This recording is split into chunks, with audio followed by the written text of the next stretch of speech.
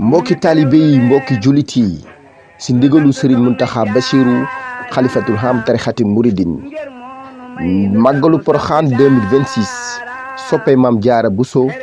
Touba Birkama nekk fee sa Gàmbi si njiitu soxna Dieyla Gueye si ndigalu soxna Astou Gawane Mbacké ak soxna Daba. ñu ngi si woo daayira yi nekk Gàmbi yëpp bàyyiwuñu benn daayira waaye daayira yi bu leen jiitalee day mel ni woonan daayira yëpp daayira Bafolota waa daayira Tànje waa daayira Gunjur daayira Sirikonda daayira Busubala waa daayira Wakana International daayira Janatu Firdawsi nekk fee si Jurbel daayira Gédé Bousso ñi ngi si woo ñëpp bàyyiwuñu kenn waaye tamit ñi ngi si woo monsieur le maire nekk fee sa Birkama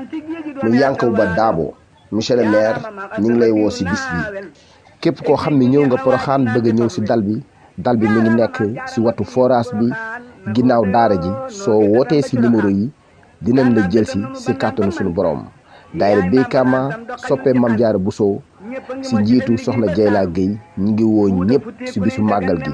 kon mbokk taalibe yi mbokk jullit yi màggalu Porokhane ak jàmm ak salaam bàyyiwuñu kenn képp ku fa ñëw incha allah dal bi dina la dalal ba nga am mbégte yëg màggal gi soxna Jaaratullaahi waajuru Serigne Touba ñu ngi ko fas yéenee sant incha allahu rabbi mu tombeek le 29 janvier 2026 fee sa Porokhane si kàttanu sunu borom ay ca murit déedéet a kay feeñal sa doom ni finn moo tax jigéen ñi seeni doom di xaadam debonte ka kay yow sa doom di yaaram yaata jigéen ñi ñëpp seeni doom siix